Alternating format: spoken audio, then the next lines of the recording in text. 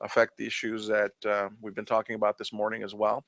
But they're also going to elaborate on some of the work that they're conducting. So what I'd like to do is introduce and then swear in the panel. Our first panelist is Ms. Marisa Bono, who is the staff attorney with the Mexican American Legal Defense and Educational Fund. Our second panelist is Karen Lucas, Associate Director for Advocacy at the American Immigration Lawyers Association. And our third and final panelist for this third panel is David Stacy, Director of Policy for the Human Rights Campaign. I'll ask you all to raise your right hand and swear or affirm for me that the information that you are about to provide to us is both true and accurate to the best of your knowledge and belief. Is that correct? Yes? Okay, thank you. Ms. Bono, please proceed. Make sure your mic's on.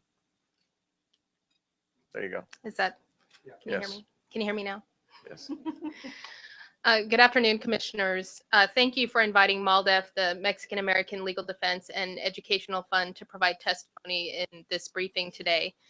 MALDEF is a national civil rights organization that conducts community outreach, policy advocacy, and, when necessary, litigation, protecting and promoting the civil rights of Latino immigrants who are residing in the United States remains a core priority for MALDEF. As the chair said, my name is Marisa Bono, and I'm a staff attorney with MALDEF.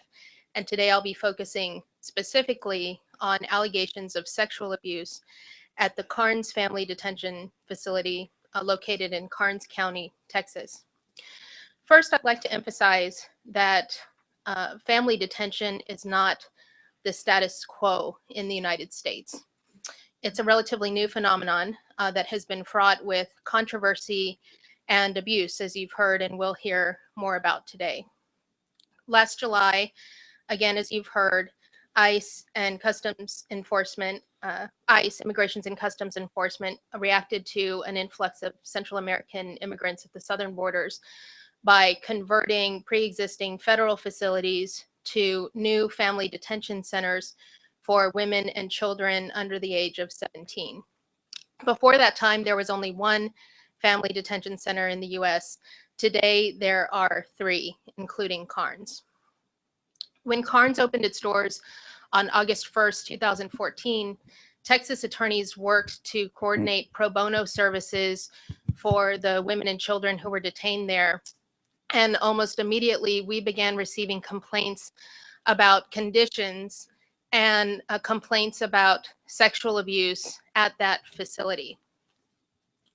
MALDEF, in addition to the University of Texas School of Law, Immigration Clinic, and Civil Rights Clinic, the Refugee Protection Program of Human Rights First, and the law offices of Javier and Maldonado, sent an administrative complaint to the Department of Homeland Security and ICE on September 20th, 2014, summarizing the allegations and the conditions that we had heard about at the facility.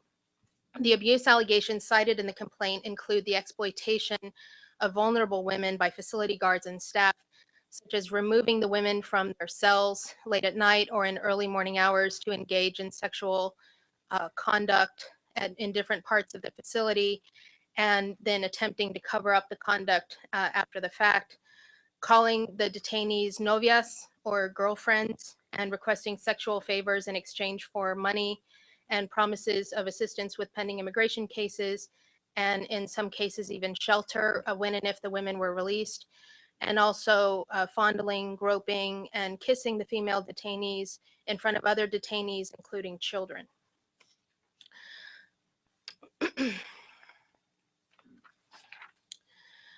The Prison Rape Elimination Act, or PREA, makes it illegal for detention center guards to engage in any sexual conduct with detainees in their custody. If true, these incidents of sexual abuse, harassment, and the hostile, unsafe work environment violate federal law and regulation, and they also subject the detainees to conditions that are punitive and unconstitutional under the Due Process Clause of the Fifth Amendment. We received formal responses from ICE and the DHS Office of Civil Rights and Civil Liberties on October 29th and December 4th of 2014, respectively, stating that investigations are ongoing. It's also our understanding that the Office of the Inspector General was conducting an investigation in October, although we don't have the outcome of that investigation, and we don't know if that investigation is still pending. Regardless, the federal response to these allegations has been woefully deficient under the PREA protocol and regulations. For example, we understand that some of the witnesses and victims of the abuse have either been deported or released on bond, limiting their ability and or eliminating their ability to engage and participate in the investigation effectively. Although at least one of the detained women reported this conduct to facility personnel, to our knowledge, no action has been taken to stop or prevent the abuse. Instead, it's our understanding that at least 3 of the Carnes employees who allegedly engaged in the unlawful acts are still employed at the facility, still have their jobs as we sit here today. As recently as December 1st and December 4th, the warden of the Carnes facility and representatives from the GEO Group, which is the private correctional company that operates the facility, provided public testimony to the Carnes County Commissioner's Court, stating that the allegations were unfounded, that an investigation had been concluded, and the allegations were completely unfounded, even though on literally precisely those days, we received communications from the federal government stating that the investigation was ongoing. These are all serious violations of PREA that put women and children at risk.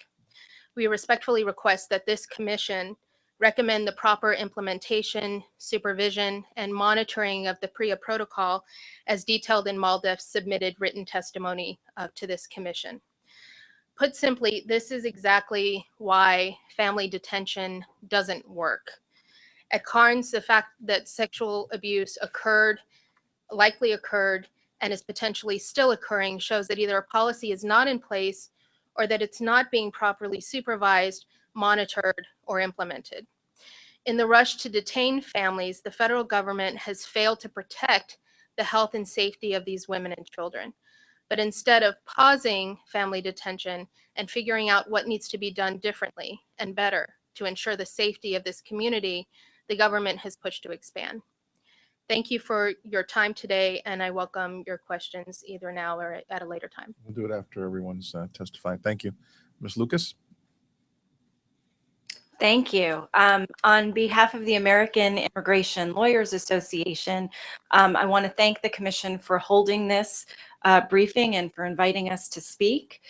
We're really grateful for the oversight and the engagement of the Commission on the issue of immigration detention. And I'm very pleased to hear that you are interested in going to visit some detention facilities. I would encourage you to go to a family detention facility, either Carnes or Dilley.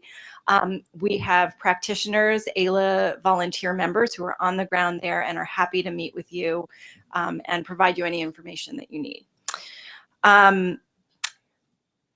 The administration's recent massive expansion of family detention requires your immediate attention.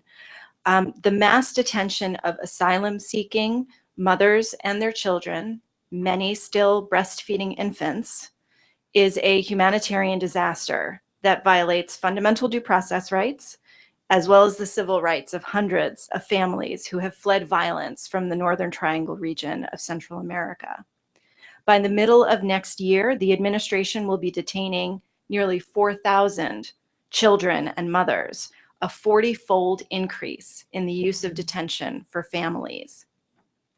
Beginning in July of last year, AILA members from across the country responded to the urgent need for, and indeed the complete lack of, legal representation at the first family detention facility built after the surge in the summer in Artesia, New Mexico, by traveling at their own expense to the middle of nowhere in New Mexico, and even working 18 to 20 hours a day, 7 days a week.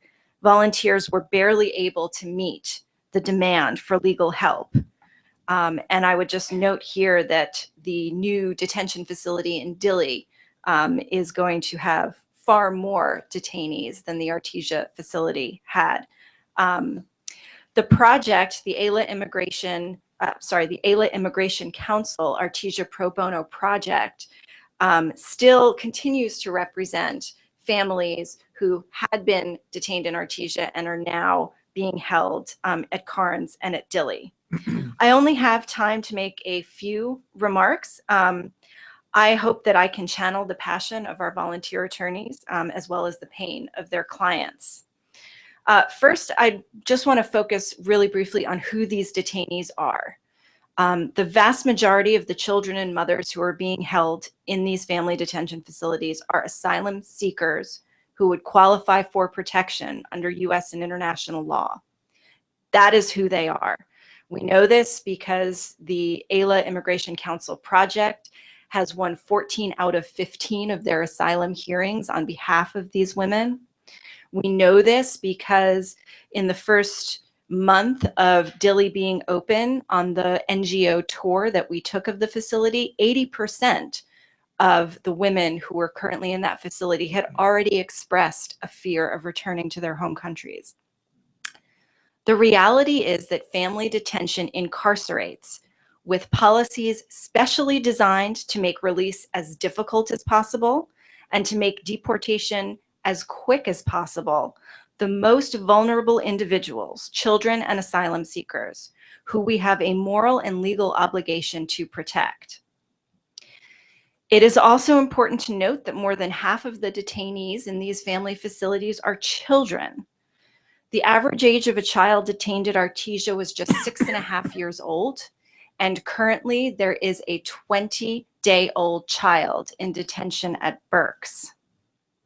Not only is the detention of children wrong, but it is in all but the narrowest circumstances unlawful, pursuant to a 1997 settlement agreement that is still in force in the Flores litigation. Secondly, I want to be more concrete about some of the ways in which family detention deprives detainees of due process. It rushes individuals through an expedited removal process that often results in legitimate legal claims falling through the cracks. It detains indigenous language speakers for months, despite the fact they cannot adequately communicate with guards, other detainees, or government officials. It detains without regard to whether detention is necessary and appropriate in a particular case. And the detention of anyone without an individualized assessment, not on the basis of what she personally has done or will do, but to send a message to other people in another country, does not even begin to comply with the due process limits on the government's power to take away someone's liberty. And family detention undermines meaningful access to legal counsel. Across the board, attorneys who have served clients in Artesia and now are serving clients at Carnes and Dilley report serious obstacles to communicating with and advocating on behalf of their clients. And let's be clear, the massive outpouring of pro bono assistance that we saw at Artesia and that resulted in so many asylum victories is not sustainable or easily replicable, especially for a facility the size of Dilley, which will have 2,400 beds. And Carnes is doubling from 500 beds to over 1,000 beds. There is no way to provide adequate representation for these detainees. And without counsel, without a judge, isolated in detention, and run as quickly as possible through the system, there is no meaningful opportunity to seek protection, period. I included in my testimony a list of recommendations that I urge the Commission to consider, but the first and foremost and fundamental recommendation is to bring about an end to family detention. Thank you. I look forward to your questions. Mr. Stacy? Thank you, Mr. Chairman and members of the Commission. My name is David Stacy. I'm the Government Affairs Director for the Human Rights Campaign, America's largest civil rights organization working on LGBT equality. On behalf of our 1.5 million members and supporters, I'm honored to speak today about the state of civil rights at immigration detention facilities. One additional note, I must attend a White House convened meeting on hate crimes later this afternoon, so I apologize for leaving slightly early from here. I will make 4 key points today in my oral testimony. First, LGBT people are particularly vulnerable to sexual abuse and physical abuse in institutional settings. Second, the United States has obligations under international treaties. Third, the Department of Homeland Security's implementation of PREA is not adequate to achieve the Act's objectives and falls short of the standards adopted by the Department of Justice. And finally, transgender detainees should not be faced with the choice of administrative segregation or staying in facilities that are unsafe or inconsistent with their gender identity. At the end of my testimony, I'll share HRC's recommendations for DHS and for this commission. LGBT people are particularly vulnerable to abuse when they enter institutional settings and constitute a high-risk population. The Bureau of Justice Statistics National Former Prisoner Survey found homosexual and bisexual men report approximately 10 times the rate of sexual victimization by another inmate compared to straight inmates. The statistics are worse for transgender inmates. In December of 2014, BJS reported that 24.1% of transgender inmates in state and federal prisons were the victims of abuse by an inmate, and 16.7% by a staff. Under the Convention Against Torture, the United States has an obligation to guard against all forms of cruel, inhumane, or degrading treatment or punishment. The United Nations Committee Against Torture's most recent recommendation called on the United States to, quote, design and implement appropriate measures to prevent all sexual violence in its detention centers. As you know, in response to the alarming rate of sexual violence in confinement, Congress enacted PREA in 2003. The Department of Homeland Security finally promulgated its own rules in March 2014. Unfortunately, the DHS rules failed to adequately protect LGBT persons. Two examples provide greater clarity. First, while DOJ regulations mandate that transgender persons have the opportunity to shower separately from others, DHS limited this protection by adding a vague and unexplained qualifier, when operationally feasible. Second, although DHS regulations mandate that detention centers should not base decisions on housing, for example, solely on identity documents or physical anatomy, the rules merely require that they, quote, consider the detainee's gender self-identification. In contrast, this is less protection than the Department of Justice, and their regulations state a transgender or intersex inmate's own views with respect to his or her own safety shall be given serious consideration. Too often, albeit with the laudable goal of protecting transgender detainees from abuse and violence, non-punitive administrative segregation is used.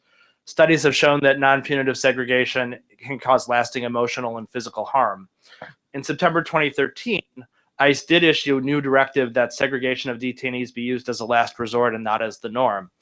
However, while DHS has taken implementation seriously, many transgender detainees still face an untenable choice: remain silent when they're fearful of their own safety, or speak out and risk segregation. In addition to the 2013 directive, ICE has made some progress to the goal of providing detainees with protecting them from sexual assault with its 2011 performance-based national detention standards. Unfortunately, implementation has been slow. In addition, DHS's Office of Civil Rights and Civil Liberties has implemented a system to identify, track, and investigate claims of sexual violence and has provided avenues for redress, including monetary compensation. However, the problem's not statistics. It's not a dearth of procedures in place for reporting and tracking sexual assaults, but it's the slow pace of policy changes and education that would actually address the unique needs of LGBT detainees. To that end, HRC urges DHS to swiftly work to protect all LGBT detainees. This can be done in several ways. First, DHS must fully implement PREA and its detention standards. This means DHS should ensure that all facilities comply with the agency's PREA regulations, including private contracting facilities, and that appropriate PREA audits take place at each facility in a timely manner. Given the heightened risk of sexual assault, using limited resources to detain transgender individuals should not be an ICE priority, except for cases involving serious public safety concerns. In cases where the statute requires mandatory custody, DHS should categorize alternative forms of detention, such as home confinement and community-based supervision, as detention, even for those subject to mandatory custody. This would remove non-dangerous LGBT individuals from oftentimes dangerous confinement facilities.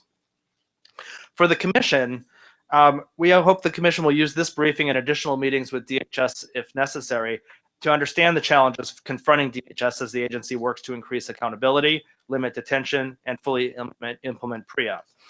Accordingly, the Commission should ask the Government Accountability Office to specifically investigate reports of sexual assault and violence against LGBT detainees, including the number of substantiated, unsubstantiated, and unfounded allegations, as well as steps that are being taken to protect LGBT detainees from unique and pervasive harassment. The Commission should ask DHS for a written report on the progress made to implement PREA regulations with special emphasis on provisions related to transgender detainees. This includes improved training, identifying LGBT detainees and screening and appropriate placement, separate shower access for transgender detainees, and consideration of LGBT status in sexual assault incident reviews.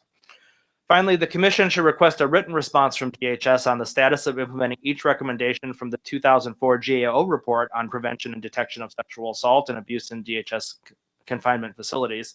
DHS received a copy of the draft report and concurred with all of the recommendations except one, noting that it would implement through 2015. Mr. Chairman and the members of the Commission, thanks again for the opportunity to testify today, and we really appreciate the fact that you're looking into this really serious problem, and we hope that your recommendations will help improve the situation for LGBT detainees and other detainees. Thank you. Thank you, Mr. Stacy. I'll now open it up to commissioners. Commissioner Gladney. Mr. Stacy, were you here this morning when I asked the question about LGBT and I was given an answer that they have a facility by Los Angeles? Were you here? I was not here this morning, no. I asked the gentleman whether they ask people when they come into the country, when they initially interview them, whether they're LGBT, and he said no. Mm-hmm. And at lunch we were talking, and should they disclose? Should the government disclose that there is a facility for LGBT people in the governmental system to those people, or should they ask them whether they? I mean, how should they approach these issues? Sure. Well, obviously the privacy of LGBT people is something that is relevant here. Merely asking folks about their sexual orientation and gender identity is not problematic from our perspective. Whether folks are required to disclose that is a different story, and we certainly would have concerns about that. But giving detainees options for how they're detained is certainly something we want to take a look at. Some detainees, have greater concerns about their safety, and that's why the PREA standards adopted by DOJ are, more desirable and better than the standards that DHS uses, because, giving serious consideration to the detainees' own sense of their perceived risk. So you would have no problem with that kind of questions or disclosure of the government saying they have this facility, and leave it up to the detainee? I think that's right. That we would, I think obviously we'd want to take a look at how that's phrased, and make sure that people understand that they have privacy concerns and they don't have, are not required to disclose. Yeah.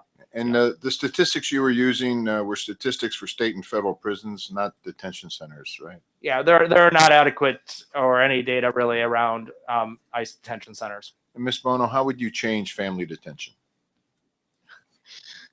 I don't think there is a way, I don't think there's a workable way to detain women and children, especially with the population that's doubly vulnerable because they're coming from backgrounds where they've already been victims of such horrific violence and exploitation.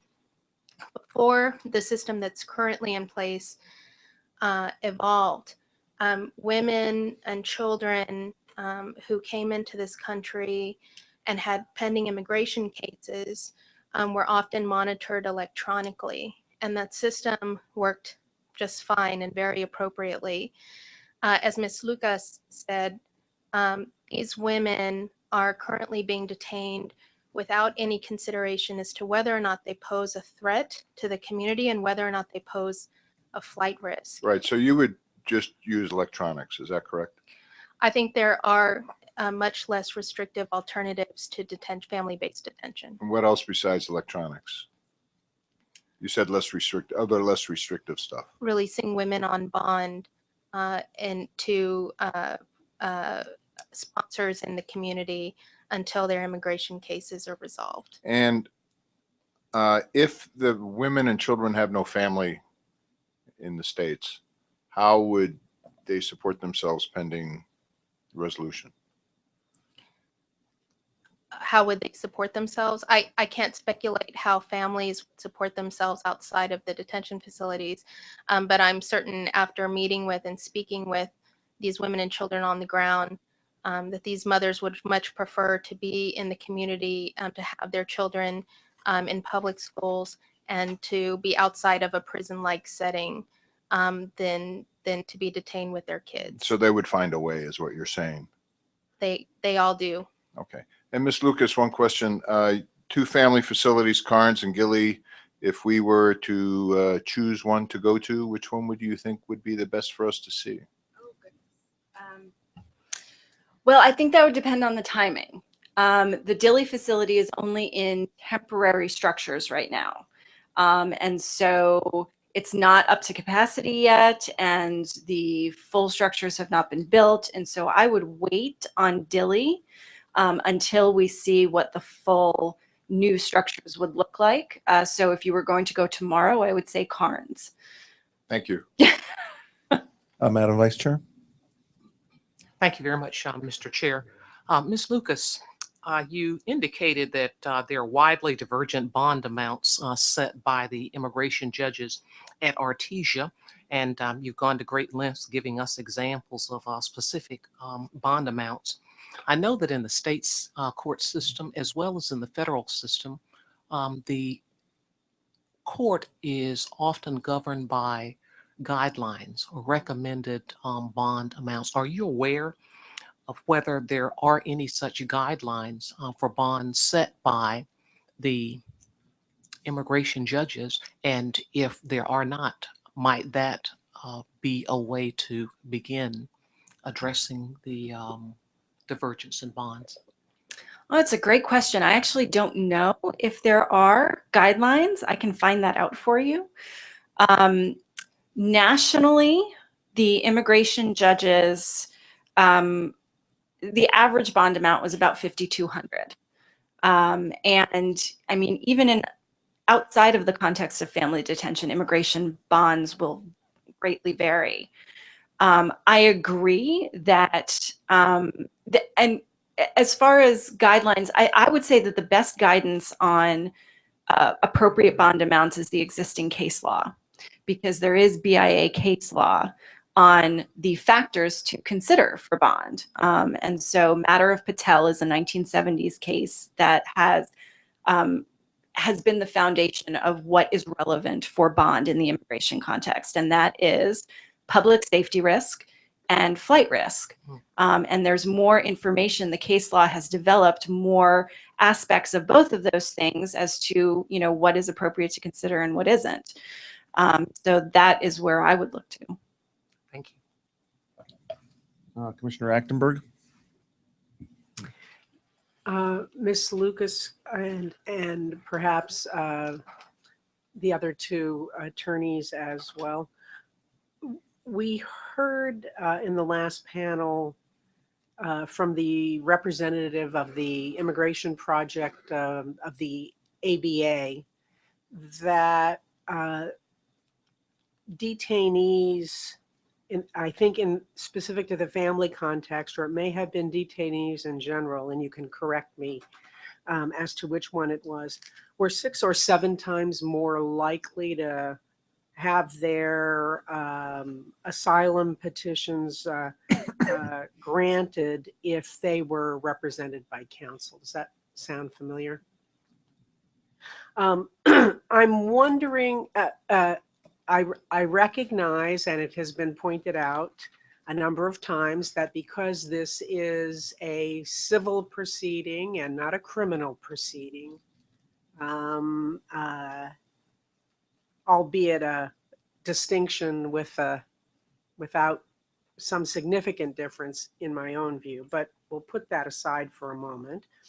And there is no constitutional right, shall we say, to representation by counsel. However,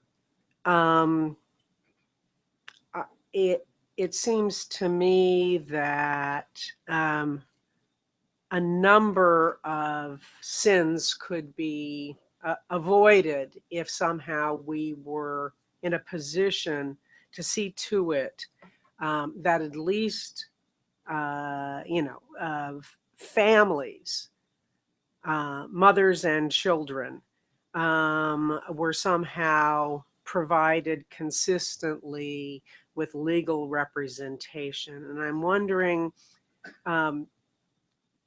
what kinds of legal theories have been propounded by your organizations, either in a court of law or cases that have been made to public policy makers who have the ability to alter these laws in appropriate ways. I'm wondering what kinds of legal theories you have that might aid us in examining the merit to the claim that legal representation would only have to go to those seeking those subject to criminal prosecution as compared to the civil penalty that's involved in repatriation, if you will. I can start. Please. A couple of things I would say on that. First is that immigrants in removal proceedings have a right to have counsel at their own expense. It is not a right to appointed counsel or counsel paid for by the government, which is the critical distinction between the criminal and the civil context. And that is why the impediments to meaningful access to counsel and meaningful representation by counsel that we saw at Artesia and continue to see at Carnes and Dilley are such a problem, because when they do have pro bono representation, or if in the rare circumstance they can pay for representation, they have a right for that counsel to be heard and to access that counsel. And the other thing that I'll say is that from AILA's perspective, there is nothing in the INA, the Immigration and Nationality Act, to prevent the government from funding counsel for immigrants in removal proceedings. And there is a small pilot project that the government does work on now for unaccompanied children, the AmeriCorps initiative. But we have advocated for years for a much broader government-funded counsel for the most vulnerable populations in immigration proceedings, and honestly in immigration proceedings, period. I have a few questions and I'll give it. Are you still? I was hoping Oh, I'm for sorry. additional comment ahead. from the other two attorneys. I don't have anything to add other than to emphasize what I suspect you've already heard, at least in part this morning, the similarities between the judicial system in the immigration context and the judicial system in the criminal context. So that even though we have this civil criminal distinction, the concerns about the constitutional rights of immigrants are still very much the same. Okay. Earlier today, we heard from folks from both the federal government as well as the private prison company, CCA, about all these great policies that are in place and what's being done there to make sure that these facilities are compliant and places that are not going to result in the kinds of abuse and violation of rights that we've heard testified to by other people. It seems to me that there is, as it's been said earlier, there's a big disconnect there. You all are on the ground on this issue. What's going on here? Why do we have one picture that's being painted to us by those that are running the prisons and quite another picture being painted by the individuals who are kept in those prisons? Well, in Texas, we always say you talk the talk, but can you walk the walk? And I think it's very nice to have a policy on paper are posted on the wall, but it's completely powerless if it's not being properly enforced. And I think a lot of the disconnect comes from the shell game when this is part of a federal program, but implementation is occurring through a private contractor, and a private contractor that's used to that runs its business primarily for correctional facilities and doesn't necessarily have the proper expertise background for the detention of women and children. And so I suspect proper training for facility employees and proper supervision are a big part of the problem here. Either of you have Yeah, well, I'd say there's sort of two issues. One is, are the policies that are in place adequate? And, you know, the PREA standards that just went into effect in 2014, we feel, particularly in regards to transgender detainees, are inadequate to meet those needs, even if they were being implemented fully. At the same time, there's a question of implementation, and I think cultural competency to deal with LGBT detainees is a serious issue. And then in particular, when you deal with transgender detainees, it's even a more serious issue, especially when you think about, you know, the folks who are on the ground actually detaining people and making these decisions. You know, there's certainly bias that creeps in, you know, quite sometimes not even subtly, but sometimes more subtly. But I think largely there's a real ignorance of how to appropriately handle a transgender detainee. Just one example: if you have a male facility and you bring in a transgender woman into that facility, first of all, that's not an appropriate placement right there. But, you know, people are being placed in that situation. But then to treat that transgender detainee, even in that inappropriate circumstance and in that place where they probably shouldn't be, you want to treat them with, you know, real serious respect. Well, one factor is, what clothing are you going to make them wear? All of the clothing that is going to be at that male facility is going to be male clothing. Right there, you're already not treating that transgender detainee, transgender woman, with the sort of respect that the policies require, that common sense requires, and that human decency requires. So I think it's both are the policies adequate, and then is the cultural competency really even getting anywhere close to the depth and breadth that it needs to be. I'll get to you, Commissioner. I just got a few more questions. Well, to each of you, Ms. Hinojosa earlier had mentioned in her presentation this concept of Mirandizing the immigrants, because right now, if someone is detained, they don't know what rights they have. Ideally, someone will tell them somewhere along the process. Obviously, that doesn't often happen. What do you all think about this idea of providing the immigrants that are being detained with knowledge of their rights right at the beginning of that custody? And if so, if you think it's a good idea, how would we actually go about accomplishing that from your perspective? It's critical, especially because these women and children are coming from countries where they don't have the same types of constitutional rights. So it doesn't even, in their minds, it's not even a possibility. It doesn't even occur to them that they might have the rights that we have in our government, in our system. And I'm sure Ms. Lucas has some points on this, but I would also say to the extent that that's provided, it's very important that it be provided not only in Spanish, but in the indigenous languages, because as Ms. Lucas mentioned, it's been a large barrier to these women getting access to what little few legal services there are there in place. Ms. Lucas?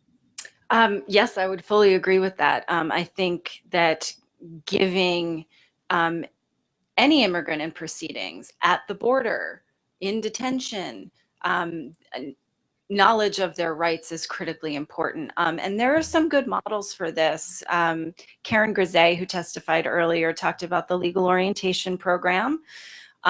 We fully support that, think it is a great thing. We would also like it to be national. I think too, there's an obligation on Border Patrol to do a better job with giving the immigrants who are apprehended by Border Patrol an understanding not only of their rights, but of their obligations and their responsibilities, and also to give it in the language that they can understand. Part of the problem with expedited removal is that it's fast. And so the first moments and the first contact that immigration enforcement officers have with immigrants is critical. If an individual does not express their fear, know that they have the right to express their fear, know what's going to happen if they do express their fear. If they don't know that as early on in the process as possible, the avenue to asylum is closed for them. So I would advocate for much more information as early as possible. Well, would this need to be done by legislation, or could it be done, in your opinion, by executive order of the president? I do not think it would have to be done legislatively at all. I think this is well within the administration's authority to create new protocols, and also to expand the legal orientation program to get NGOs into Border Patrol facilities so they can meet with individuals who are being held in the short-term detention facilities, and that they can, as individuals who are not affiliated with the government, have much more honest conversations and productive conversations with the detainees. Thank you. Mr. Stacy? Yeah, I just want to echo that. I mean, I think it's really important to let people know of their rights on the front end, but I think also having third parties that can come in and talk with them about their rights and help them to understand that. I mean, I think it's one thing to inform people, and that's a good first step, but I think the additional steps are to really make people understand it. And in the context of LGBT detainees that are particularly vulnerable or have experienced sexual assault, you know, an additional level of engagement with them, with us, you know, a third party that they can trust is really critical to really getting good outcomes. Okay, thank you. Commissioner Yaki, you have the floor. Thank you very much, Mr. Chair. I want to start off just by stating, and maybe it's rather obvious, that there's a schizophrenia in the way that the Obama administration has dealt with the issue of immigration, and that you have, and even in this particular situation, you have them on the one hand saying, we don't want this bed mandate. We don't want the 34,000 bed mandate. Yet at the same time, they're building a 2,400 bed facility that, when it's not at full capacity, is going to be under pressure to put more people in them and probably exceed the 3,400 bed mandate. It's one of those things that kind of drives me crazy about the administration. And in this particular instance, when we talk about, I kept on making this point earlier in the hearing, and that had to do with the fact that these are families that we were talking about. These are not hardened criminals. These are people who, for reasons that they need to be able to articulate to whatever legal standard we decide is applicable, but nevertheless, there's something compelling them to leave their native land to come here and seek a better life, whether it was oppression, whether it was fear of gangs, whether it was fear of domestic violence, whatever it is.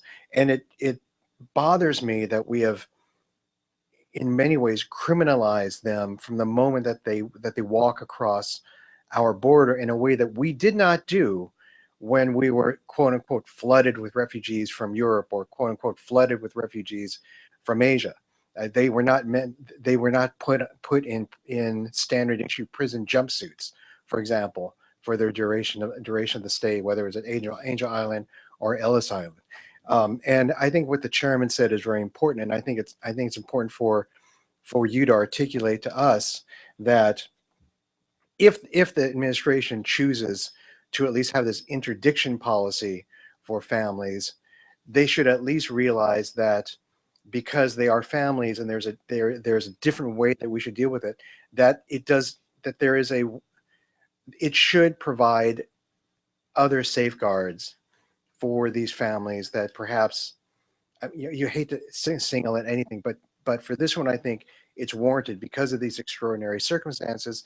If the administration has the ability, and we need your help in looking at the law to help us formulate these positions, to provide for on-site ALJs that includes a right to counsel, not just an ability to have counsel, but a right to counsel that may be subsidized or paid for with federal dollars. Because if you truly are interested in doing an expedited process, then do it fairly.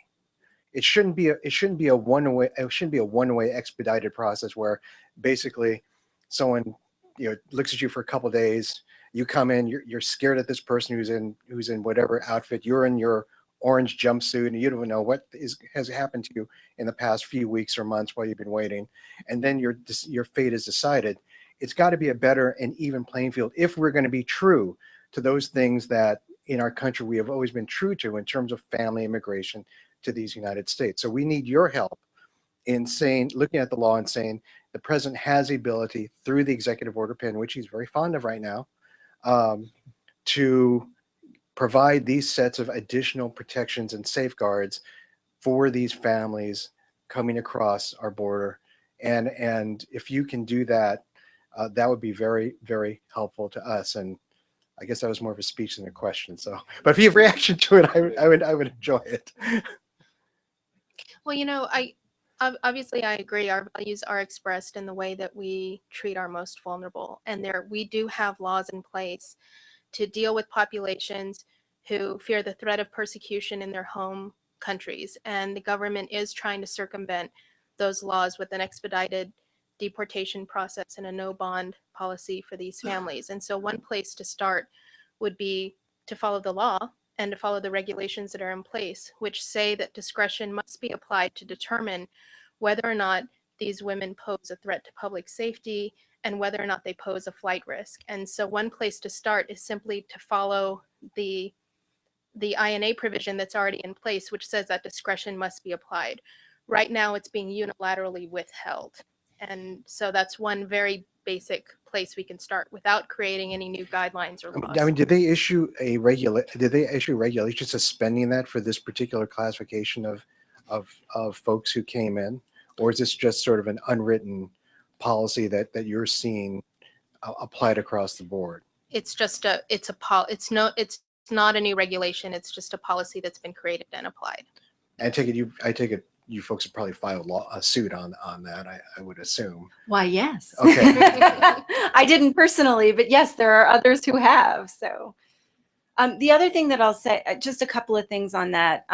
So the policy of having no bond or an exceptionally high bond in all of the cases is actually written in the DHS affidavits in the packet that they submit to the immigration judge when they're opposing bond in a bond hearing. So there are places in which it is expressed. It's not a regulation, but it is written down.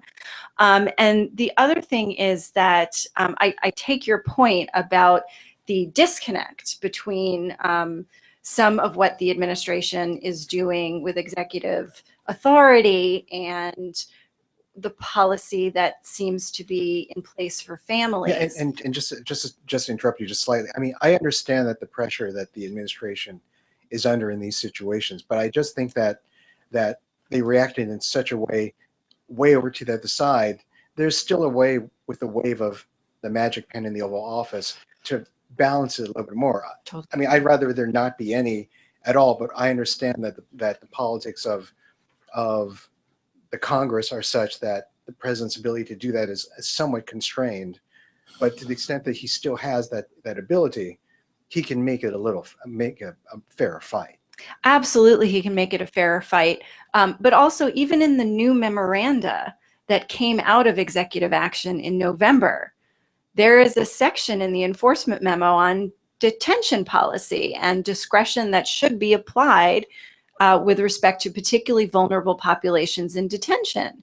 And nursing mothers, primary caregivers, they are all part of existing DHS policy favoring release. All the administration would have to do is act on that, even with respect to these families. I'm going to move on now to the Vice Chair, followed by Commissioner Cladney. Thank you again, Mr. Chair, and this is open to all.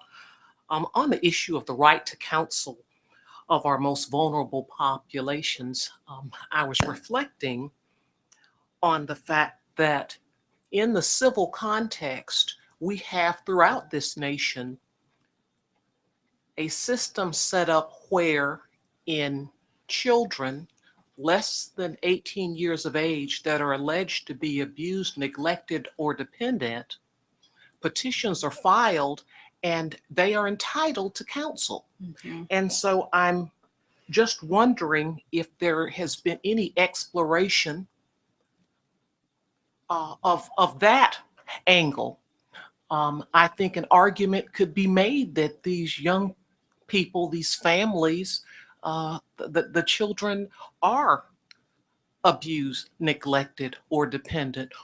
What is there to stop state departments of social services or even council from filing just such a petition? And in most instances, they would be entitled to counsel.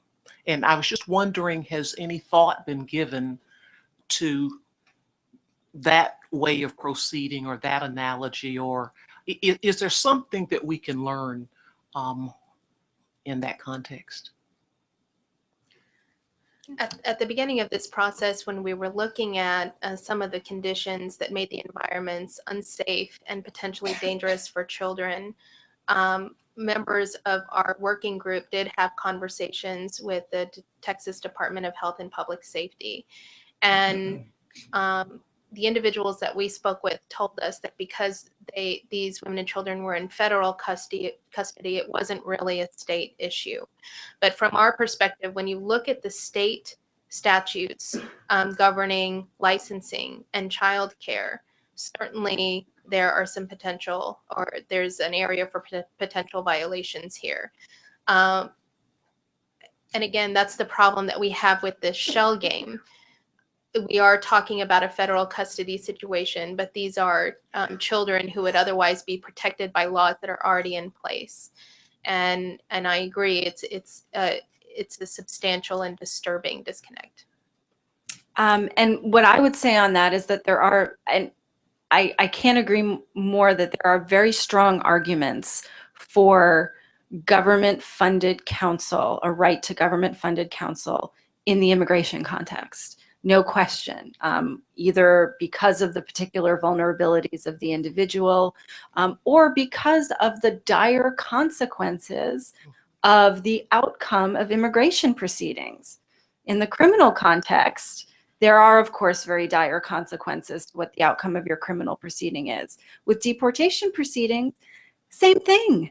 We're talking about people who have been fleeing for their lives. And the question is, do they get returned to a situation in which they may be killed or not? That is a very weighty consequence. And of course, our Supreme Court has recognized that in Padilla. And so, in the criminal justice context, it is now a constitutional obligation for defense counsel to advise their clients about the immigration consequences of their plea or the immigration consequences of their case, precisely recognizing how dire immigration consequences can be. So we're on the way, and I welcome any support for pushing the administration on government-funded counsel. We'll now move on to Commissioner Gladney, followed by Commissioner Harriet. Thank you. During lunch, we did speak, a couple of us spoke about getting a statement of rights together to give to these folks. And just before Mr. Stacy left, that's what I asked him to do and get us that information. I would ask both of you to please do that. And I would also ask the folks who are on the next panel to do that. And maybe we can combine your submissions and maybe we can get a majority of the commission to recommend that. Not being an expert in immigration or detention, well, I do know about detention, but not in this concept. But if we could do that, I think that would be great. And so if you could write those up, and I would assume send them, I guess we should send them to whom, Mr. Chairman? Office of Civil Rights Evaluation here at the Commission. Okay. Thank you. That's all I have. Commissioner Harriet. Thank you, Mr. Chairman. You're welcome. Ms. Lucas, I'm curious about the numbers here, and maybe you can help me. You mentioned that some of the detainees. And I'm not sure if you were talking about Carnes and Dilley in particular, or about similar facilities, but some detainees actually do have attorneys that they've retained themselves. Some have pro bono, and some, of course, have no attorneys at all. Can you give me a sense of how common it is to be able to pay for your own attorney, and how many, more importantly, how many have pro bono attorneys, how many have no attorneys at all? And of those that have pro bono, how did it get decided which detainees would end up with pro bono attorneys and which would not? I mean, is it through things like Know Your Rights seminars that they're able to filter the attorneys to the strongest cases, or are there more informal mechanisms that are at work here? Great questions. Okay. So I do not know how many of the family detainees in the family detention system have counsel. ICE would need to, well, ICE wouldn't even know that. I'm not even sure. Yeah, I was going to say the first step might be a requirement that information be documented. Because Absolutely. I'm not aware of a place where I could Google or look to find that information out. We do know from studies that have been done that I referenced in my written testimony in 2009, 80% of detainees, the currently detained population in immigration detention, did not have counsel. So we're talking about a huge number. Most detainees, immigration detainees, never get counsel. So it's a really serious problem. In terms of how individuals in detention do get counsel, there are a couple of different ways. There's the traditional model, for lack of a better word, which is through a legal orientation program that does screen individuals who have for potential relief, potential avenues of relief, and then those cases are referred out to private attorneys who are willing to take on the case pro bono. The Artesia model, which our organization was involved in, was a completely different model from any other pro bono legal services model. We went in and said, any woman who wants representation will get it. And the effort was enormous and gratifying and unlike anything I've ever seen. That is very unusual.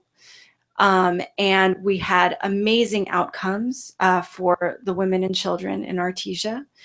But again, all of our hearts break at the thought of how in the world we are going to help the women in a facility the size of Dilley. Thank you. I have a few more questions. Earlier, we were talking about, you mentioned the shell game, right? Now, let's say we're successful and we get folks their rights read to them early on and have lawyers that will be either provided to them pro bono or somehow paid. Yet we still see possibly this other shell game where clients are moved from facility to facility, even though they have lawyers and their lawyers can't talk to them because they may not know where they are. Or they may be too far away. Could you speak a little bit to that issue and the impact it has on those folks who actually are lucky enough to be represented?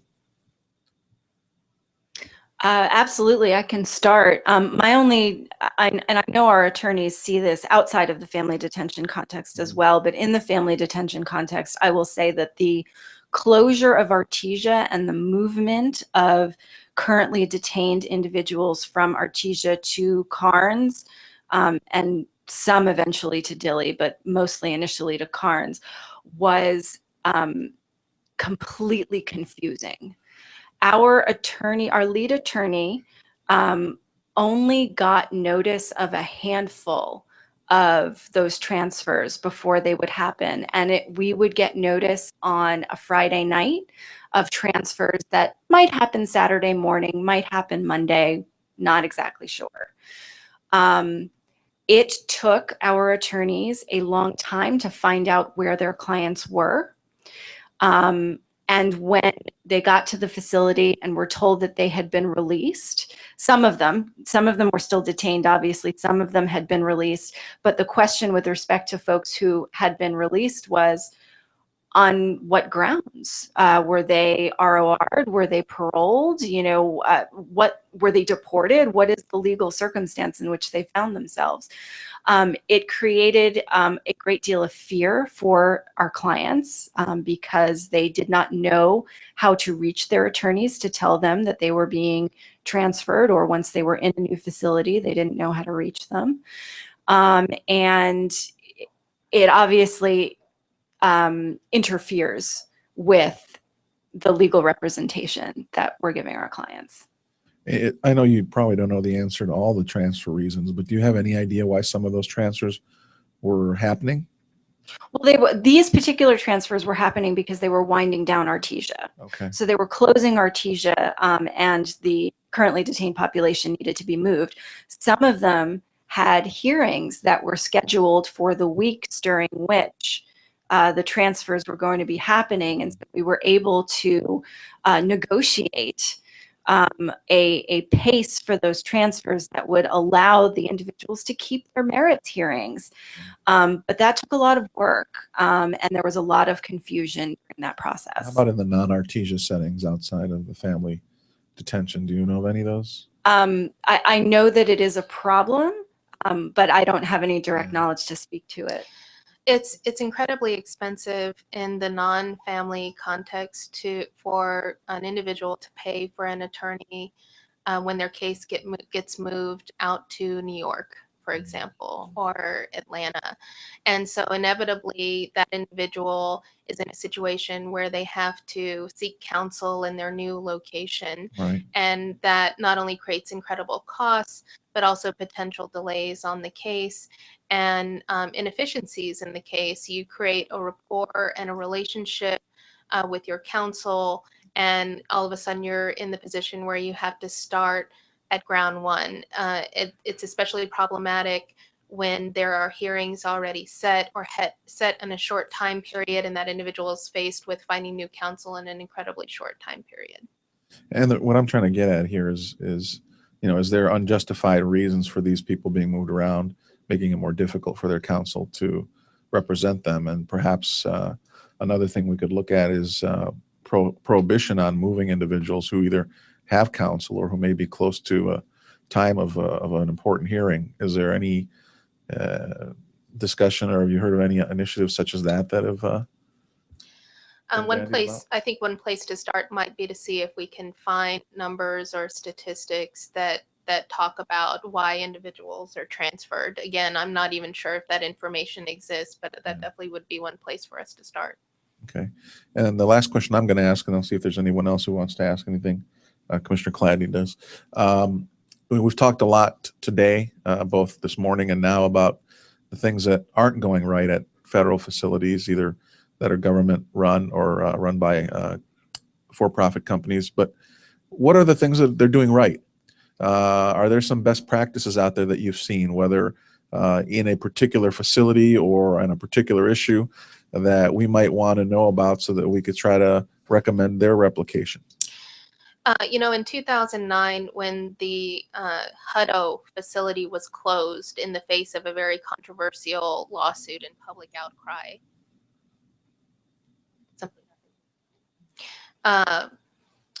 the public accounts of the environment for the families at that detention facility, I think it's safe to say they differed very, very greatly from what we've seen at Carnes. For example, there are no more orange jumpsuits. Families are allowed to go outside. Not always at their own will, but there are certainly periods of the day when they're allowed to go outside. The children are provided with schooling. From what I understand, children are evaluated. Now, whether or not that evaluation is sufficient, we can't say because we haven't had access to those evaluations. But children are evaluated in some manner and put into age-appropriate classrooms through some type of contract with the charter system.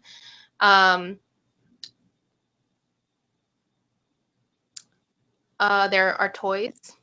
There's a common area with toys. It's difficult. You know, one client who I had some interaction with would talk about how every Friday the families who were being released would line up, and her son would wait in line to be released, and the guards would stop him right before they got out. He was 5. Whether or not you have a classroom, whether or not you have an outdoor facility, at the end of the day, this is a prison-like environment, and the kids know that they're in prison, that they're being detained. This is not an environment where children and families should be, especially when they don't pose a risk to public safety. Ms. Lucas? Sure. A couple of things that come to mind outside of the family detention context, but in the broader detention context. One is that a couple of years ago, ICE developed what they call their risk classification assessment tool. It is a computerized tool with a lot of questions and inputs trying to get at public safety and flight risk, which are the 2 criteria that you should be using to determine whether someone should be detained. It's not perfect, but it was a great idea. And it helps in a lot of circumstances to quantify some of these risks. Excuse me, sorry. To quantify some of the risks. And we would recommend that the RCA be used much more broadly. It's not currently used in family detention, for example.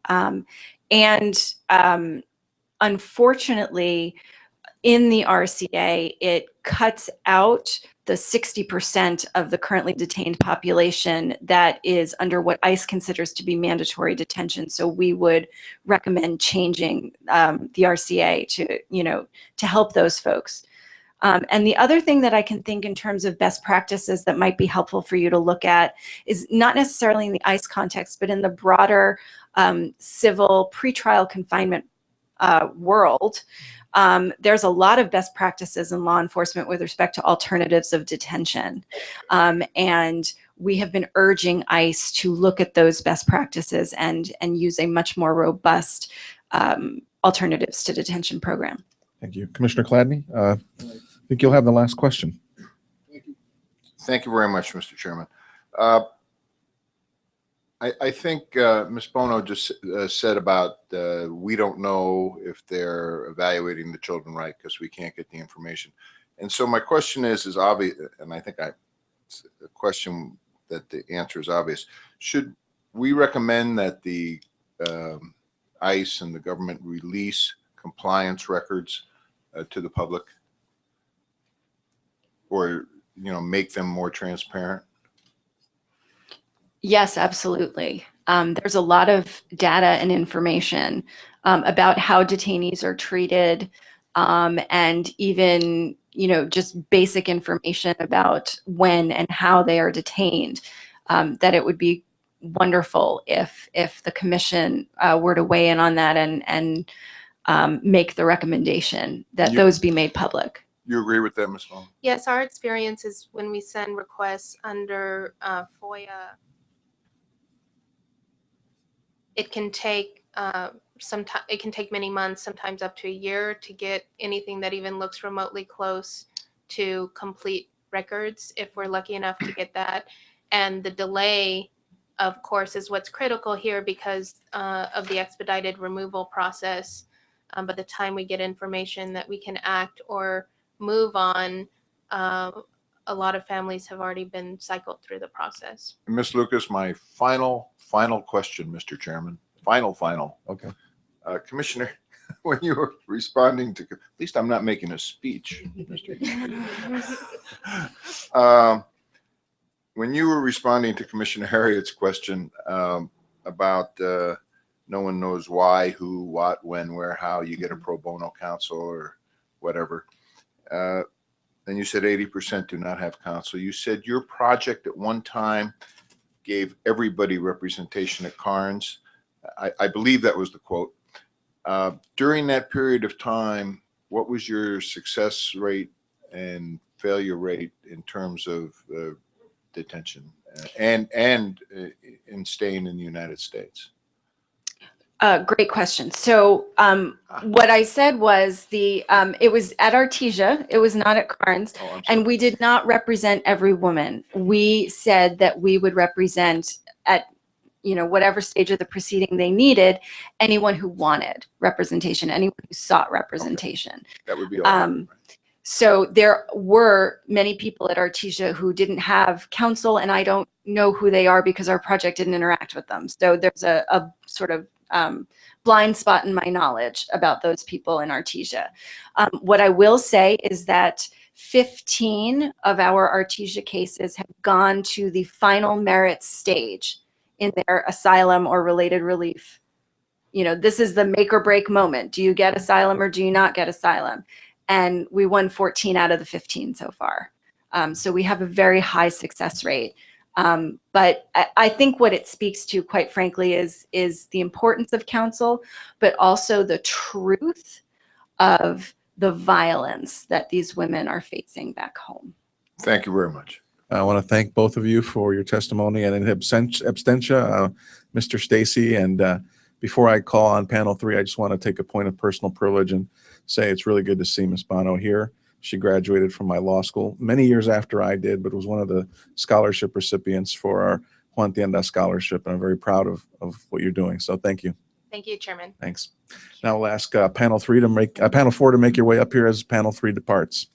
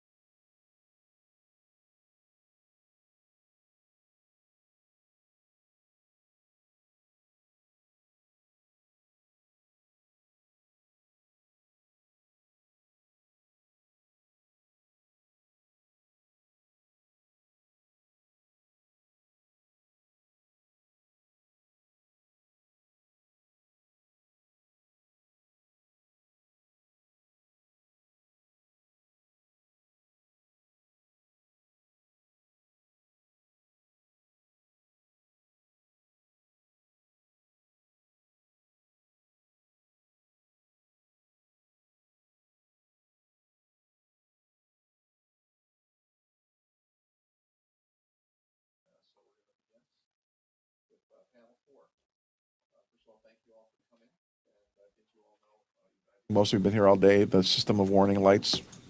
You have 7 minutes to speak. Green, go. Yellow, slow down. I mean, speed up. And red, stop.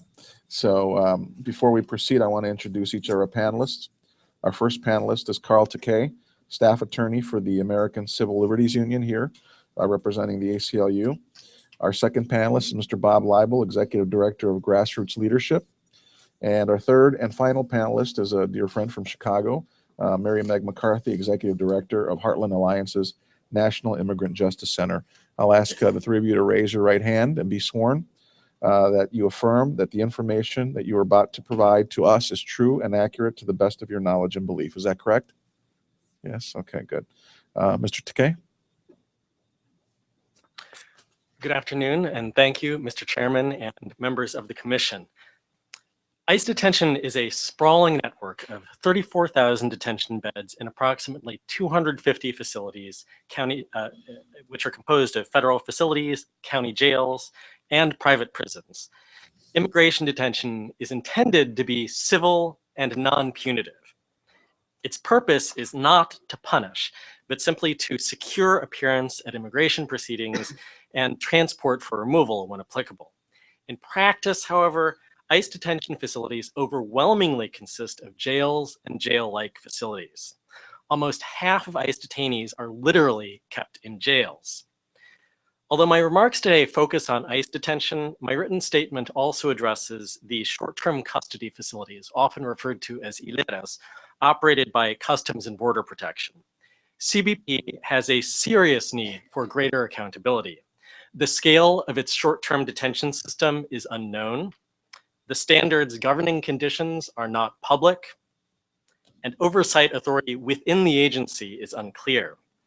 My written testimony identifies specific oversight and transparency mechanisms that the Commission could push CBP to implement. Since others have commented extensively on the Obama administration's cruel and unnecessary policy of detaining Central American immigrant families, I will just emphasize one of the inevitable consequences of this policy, something that was only announced publicly by Ms. Lucas today.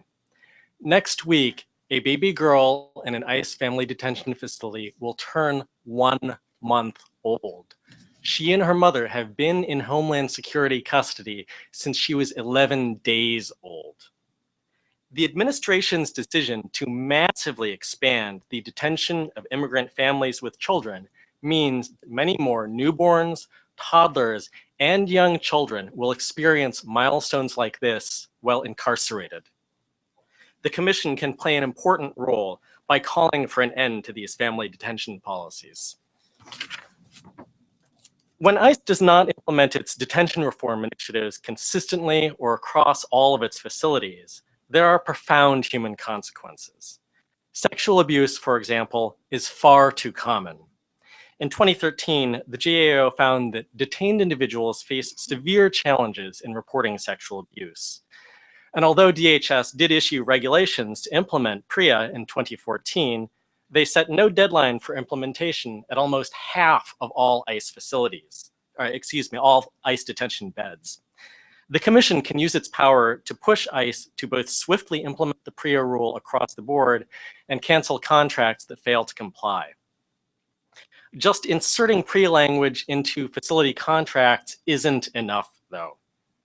Here is one recent example that has not yet received coverage beyond a small local newspaper. Just 2 weeks ago, a Pennsylvania district attorney filed criminal charges against a guard at Berks Family Detention Facility for 7 counts of institutional sexual assault. The victim, I'll call her Jane Doe, is a 20-year-old woman who, according to her immigration attorney, fled from Honduras with her 3-year-old son after the boy's father beat her severely enough to cause a miscarriage, raped her in front of her son, and threatened her with torture and death. When she was sent to Berks, a guard gave favors to her and her son and told her that he could help her with her immigration case. When he initiated sex with her, she did not feel comfortable saying no. Because a guard can exercise so much control over the daily life of a detained person, including when she can eat, when she can sleep, and when she can be punished, notions of consent have little meaning in this context. That is why PREA treats any sexual contact by a guard as a form of sexual abuse, regardless of apparent consent. But authorities at Berks did not understand this rule. Rather than educate the women at Berks about their rights under PREA, the facility staff announced new victim-blaming policies against wearing tight or revealing clothing. Ultimately, the blame for this grossly inappropriate response must fall on ICE for failing to ensure that the facility staff understood and complied with PREA's mandate.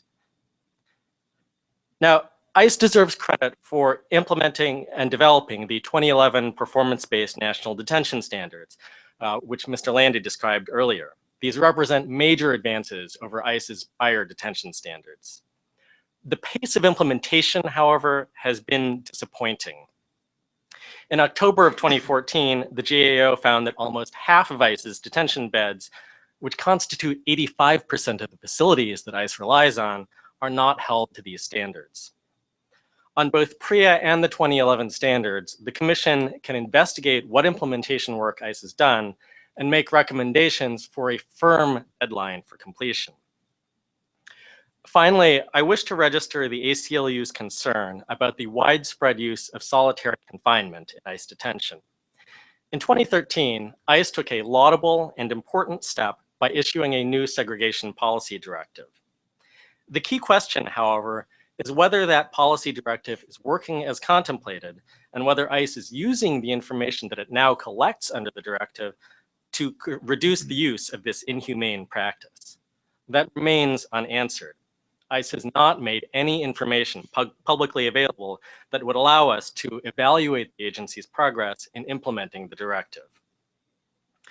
In sum, ICE has made significant progress by adopting new regulations on sexual abuse, solitary confinement, and detention standards generally. But issuing better policies is only the first step in reforming a sprawling detention system whose shortcomings continue to result in serious, inhumane, and unconstitutional consequences. The agency must devote sufficient resources to implementing these policies and making these efforts transparent to the public. Additionally, the department must dramatically reduce the size of the detention system, ending the unnecessary use of detention and making much greater use of effective, humane alternatives can assist ICE's detention reform goals by rendering significant numbers of detention facilities unnecessary. Thank you for your time. Thank you. Mr. Leibel? Well, I also want to thank the Commission for taking on this important and very timely issue. My remarks will focus mostly on conditions in civil detention centers contracted by Immigration and Customs Enforcement in my state of Texas, because we have more immigration detention beds than any other state. However, I do want to note that the criminal prosecution of migrants, mostly along the border, has resulted in what can really be considered a shadow immigration incarceration system that runs parallel to the civil immigration system. In fact, since the initiation of the Operation Streamline program along the border, 2 immigration charges have become the most prosecuted offenses in the entire federal court system, accounting for more than 90,000 criminal prosecutions in 2013. In the last 30 years, as has been noted, the number of people held in the civil immigration detention system has exploded, from just a few hundred in the early 1980s to more than 33,000 people detained on average each day last year. Individuals in our nation's civil detention system include asylum seekers, women with children, parents of U.S. citizen children, longtime legal permanent residents, and recently arriving migrants. For the past 5 years, as been discussed today, a detention bed quota has required that ICE maintain a baseline number of immigration detention beds, today 34,000, on any given day. In Texas, we've observed ICE setting bond determinations for individuals in order to keep detention facilities full, ostensibly to meet the quota. The detention system is also increasingly operated by just a handful of for-profit private prison corporations that exert tremendous influence in the development and operation of the detention system. Just 2 companies, the GEO Group and Corrections Corporation of America, operate 8 of the 10 largest civil immigration detention facilities in the United States, and nearly 60% of all immigration detention beds are now operated by for-profit prison corporations. ICE's ability to cancel contracts with said companies is therefore very limited. Even when multiple cases of abuse that have led to criminal prosecution of detention center staff, the agency has been reluctant or unable to cut contracts with bad actors. I'll also note from this morning's conversation that the use of labor within facilities, immigrant labor is actually widely used in both private and publicly operated immigrant detention facilities in order to service the facilities themselves. And it's the common practice to pay $1 for a 5-hour shift. So basically $1 per day within these facilities. Unfortunately, cases of abuse and misconduct are far from uncommon. Poor conditions, sexual assault cases, and allegations of abuse have plagued detention centers in Texas. We toured the privately operated Polk County Detention Center in Livingston, Texas in both 2012 and 2013 and found conditions that included inadequate medical care, lack of access to legal services, and the absence of any meaningful programming at all. Men lived in cramped dormitories, eating, sleeping, using the bathroom, and spending up to 23 hours a day confined in their cells with 8 other men. Similar conditions at a nearby Joe Corley Detention Center in Conroe, Texas, operated by the GEO Group, led to a hunger strike in March of last year. At least 5 detention centers in Texas have seen allegations of sexual assault in recent years, in some cases with multiple assaults reported at the same facility. Only at the Willacy County Detention Center, which Ms. Hinojosa spoke about this morning, did ICE actually end its contract in 2011. However, a month later, the Federal Bureau of Prisons entered into a contract with the facility to reopen the facility as a facility to incarcerate immigrants, many of whom convicted of re-entering the country after deportation. We also, I think, like everyone, have very serious concerns about the policy of detaining immigrant families, including little children, en masse. We were involved in a campaign for between 2006 and 2009 that successfully convinced the administration to largely end that policy by stopping family detention at Hutto. However, the number of family detention beds has exploded in recent years, in recent months, from under 100 last year to what will be more than 3,500 at a pair of remote private prisons in South Texas, Karnes and Dilley. We've heard today that even after families pass their credible fear interviews, that they are not granted bond or otherwise released, a practice that is common with adults without children. Attorneys in Texas have dubbed this the mommy penalty. Already, many of the same problems that we saw at Hutto have reemerged. In September, grassroots leadership and other groups toured the Karnes Detention Center and spoke with more than a dozen women there. We subsequently joined a complaint to DHS's Office of Civil Rights and Civil Liberties, documenting conditions that included children losing weight due to stress and inadequate nutrition, unreasonable restrictions on the movement in children, including disallowing infants from crawling, a high number of male guards, a particular concern given that many of the women detained at Karnes have experienced sexual violence and the history of sexual assault within immigration detention facilities, and threats of punishment against women and children at the facility, including threats of separation of children from their parents. No meaningful response to this complaint has been received to date. And as you've heard Ms. Bono talk about the allegations of sexual assault and the lack of meaningful response to that complaint as well. Even a 7-year-old with brain cancer could not escape ICE's detention dragnet. Sarah Beltran and her 7-year-old daughter Nayeli fled violence in El Salvador and were detained at Karnes. They passed their credible fear interview, but ICE would not release the family nor provide Nayeli with the treatment she needed, even after doctors wrote to ICE expressing concern that her life may be in danger. It was only after her attorney contacted us and other organizations in Texas and went to the media that Nayeli was finally released. Sarah and Nayeli's case, I think, highlights the problems with a system that puts detention as a first option and not a last. And so we make the following recommendations. First and foremost, policymakers should prioritize policies that would significantly reduce the use of detention, including elimination of the detention bed quota and prioritization of community-based alternatives to detention that are the least restrictive possible. That holds doubly true for families. ICE should end the practice of detaining immigrant families, immediately end its no bond policy for families, and work to close rather than expand the Karnes and Dilley detention centers. And further, the government should reduce its reliance on for-profit prison contractors, including ending contracts at facilities with a record of abuse and penalizing contractors found to have multiple incidents of abuse and mismanagement in their facilities. Thank you, Mr. Lyman. Ms. McCarthy? Good afternoon. There you go. Good afternoon. And thank you for this opportunity, Mr. Chairman and members of the commission.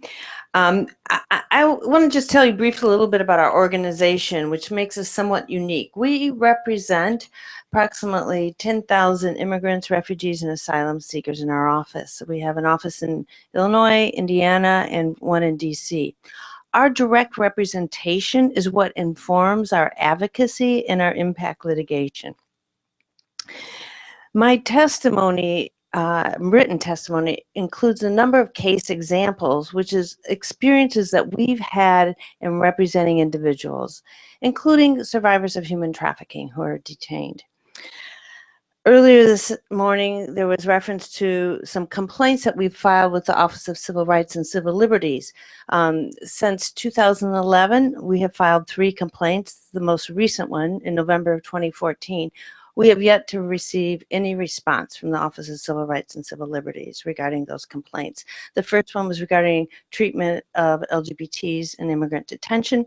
The second one, that was June of 2014, was about the abuse, a documented abuse of 116 children ages 5 to 17 years of age while in Customs and Border Protection custody.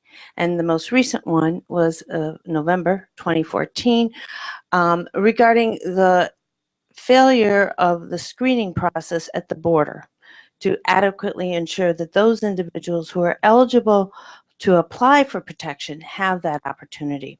And I'm happy to discuss the recommendations that we set forth in those complaints to the Office of Civil Rights and Civil Liberty.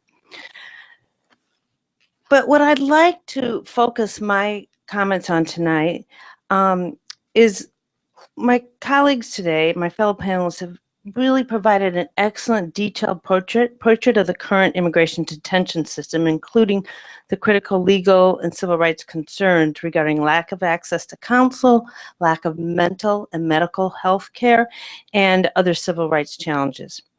With that fresh in mind, I have chosen to focus my comments on what I believe is one of the major underlying causes of the system's dysfunction. Its sheer enormity. The government must stop detaining individuals who pose no threat to society and are not flight risks. It must stop using incarceration as a default immigration enforcement tool and discontinue policymaking that relies on the misguided perception that expanding detention deters migration. It doesn't. Our clients have come back after being detained because they could not live safely in their home countries. The primary means to responsibly reduce the U.S. immigration detention system's dependence on incarceration is to expand alternatives to detention programs, also known as ATDs. The U.S. government must take a hard look at the population it detains. According to the UN High Commissioner for Refugees, detention should only be used as a measure of last resort for the shortest appropriate period of time. We cannot and must not consider people, particularly families in detention, a fait accompli. Rather, the system must assess the detention of each person. Many people in detention are hardworking mothers and fathers whose detention places tremendous emotional and financial burdens on families, including punishing U.S. citizen children. For instance, in fiscal year 2012, an estimated 152,000 U.S. citizen children's parents were detained and or deported. Those families were destroyed. Further, many people in detention pose no risk to public safety. Between 2009 and 2011, more than half of all individuals in detention had no criminal records. Among those with a so-called criminal history, nearly 20% were for misdemeanor traffic offenses. In 2014, as large numbers of children and families began coming to the United States seeking safety from violence in Central America, DHS oversaw an unprecedented expansion of immigration detention, including that of mothers and children. As you've heard, if the administration continues on its current trajectory, by this spring, it will have capacity to detain about 3,800 mothers and children, an outrageous increase from fewer than 100 beds for mothers and children in the start of 2014. NIJC rejects the Secretary of Homeland Security, Jay Johnson's premise that detention is a permissible and effective deterrent to Central American migration. It is unlawful and immoral to detain any person for the purpose of discouraging the future migration of others.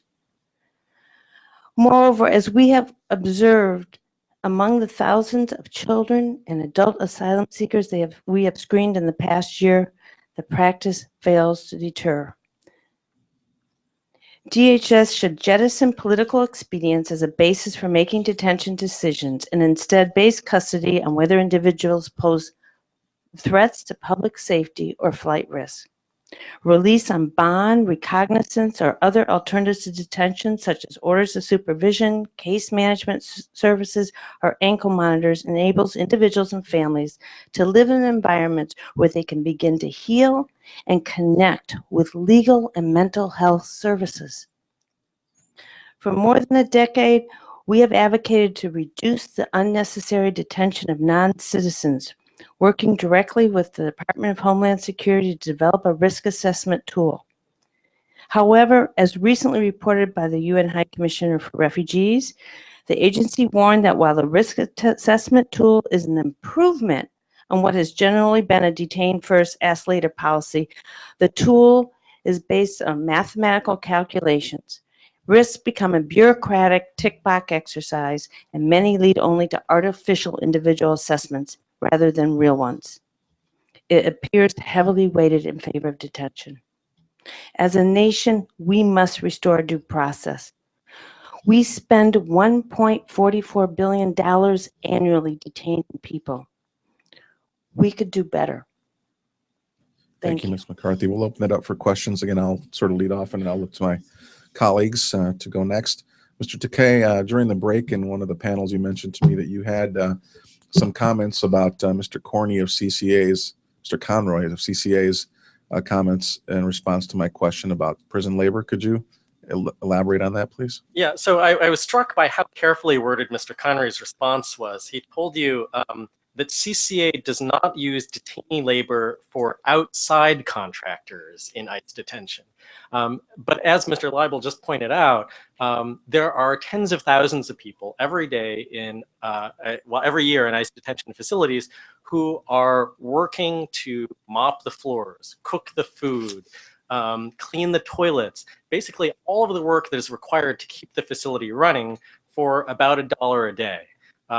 This rate is something that was originally developed for POWs and in fact was used for the Japanese incarceration camps during World War II, so it's ironic that we're talking about this on Korematsu Day. But that rate has remained the same without adjustment for inflation since World War II. So you now have a situation where the ICE detention system has effectively become the largest employer of undocumented immigrants in the United States. And so what both of you, Mr. Leibel and Mr. Takei, are saying is that, in essence, these corporations like CCA are keeping their costs down by employing their own prisoners who are undocumented and paying them substantially less than the minimum wage, because otherwise they'd have to go out in the marketplace and hire American workers and pay them at least a minimum wage to do this. Exactly.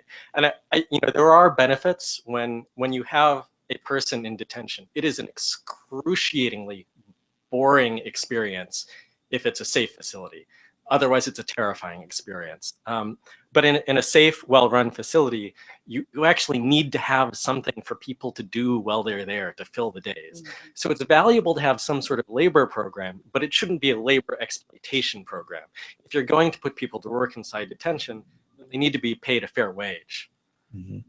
I'll ask you all some of the same questions I asked the prior panel in terms of this idea that we're generating about Mirandizing our the detainees before, as early in the process as possible.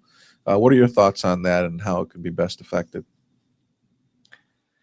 Well, let's see. One thing that I want to address is the right to counsel. Okay. And I think the earlier that counsel can be introduced, the better. The ACLU, along with a number of other organizations, including the American Immigration Council, Northwest Immigrant Rights Project, and a law firm, Kirkpatrick, Lockhart and Gates, is litigating a case about the rights of children to have appointed immigration counsel.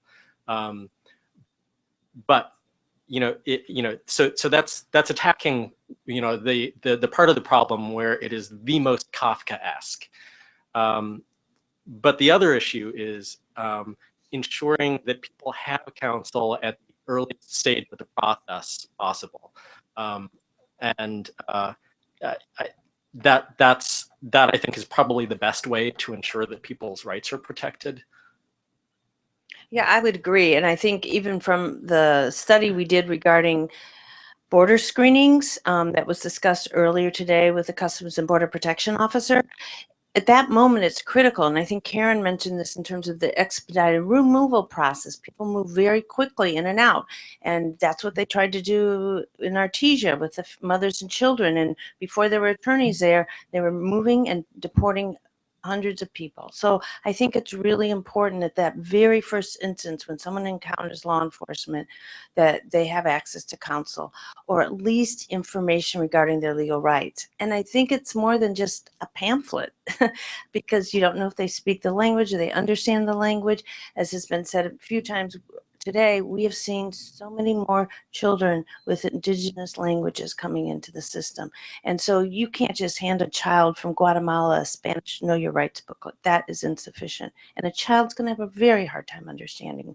We have stick figures in our Know Your Rights booklets for the children. We play games with them so that they understand their rights. So it's got to be more than just handing them a piece of paper. Mr. Leibel? And I would defer to my attorney colleagues here on this largely, but our experience is that in some of the facilities that we visit and that we have visited over the years do have legal orientation programs or know your rights trainings, and I think that that's helpful, but in no way sufficient. Other detention centers in Texas have no legal services at all.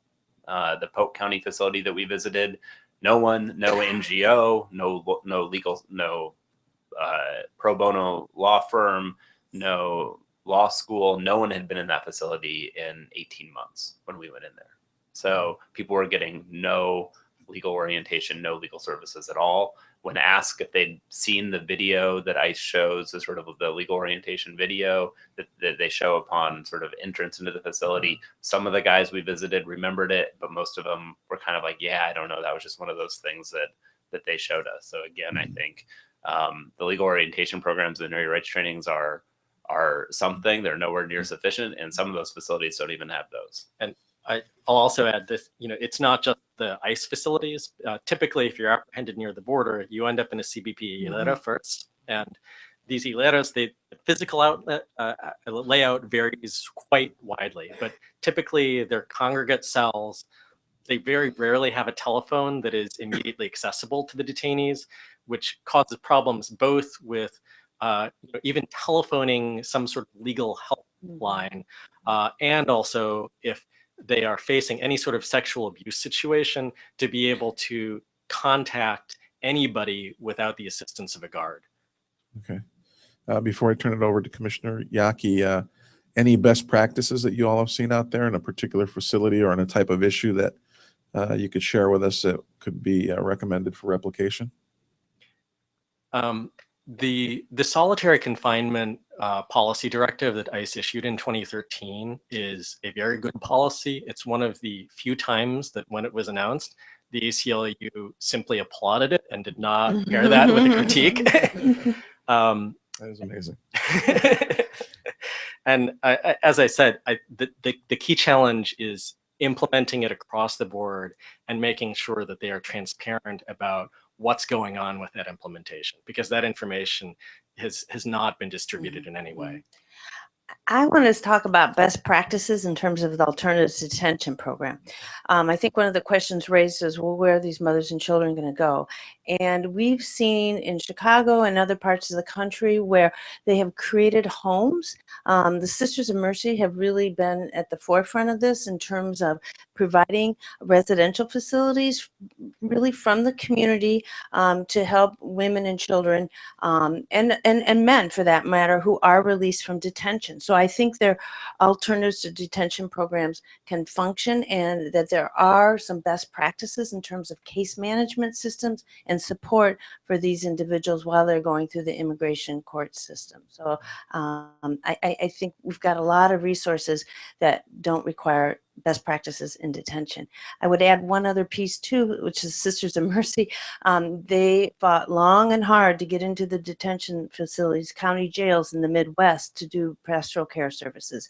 And that has been a really good program and a best practice, not only while people are detained, but at the point of deportation. They've gone out to the Broadview Detention Center that buses people then to the airport. And that's been very, very effective and meaningful, both for those individuals being deported as well as their families. I join everything that Mary Meg has said, especially for the community-based alternatives to detention. ICE is systematically underinvested in those programs, but where they exist, they produce very good results.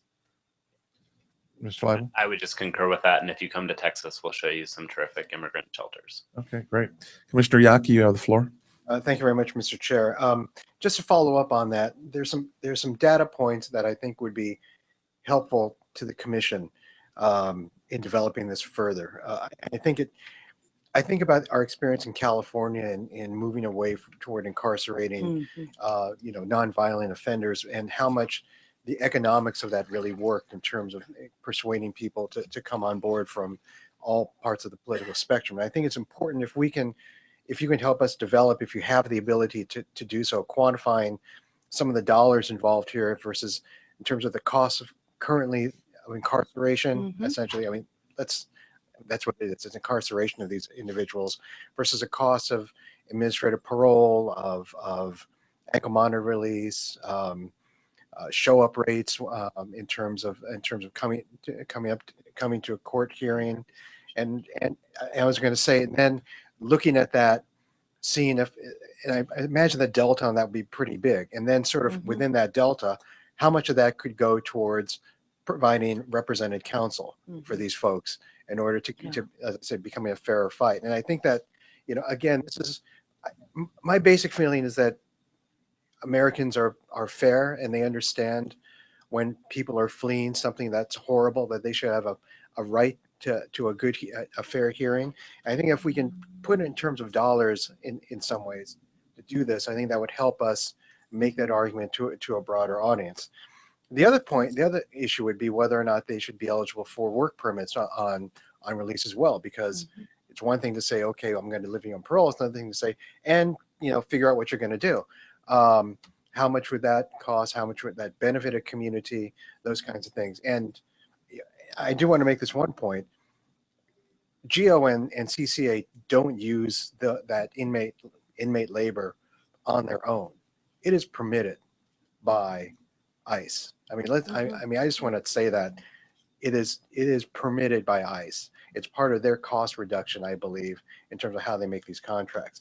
I wanted to ask though a question, because I think I was trying to reconcile what I know about some parts of prisons and what Ms. Hinojosa was saying, and I think a lot of that went toward the CPB facilities that you were talking about.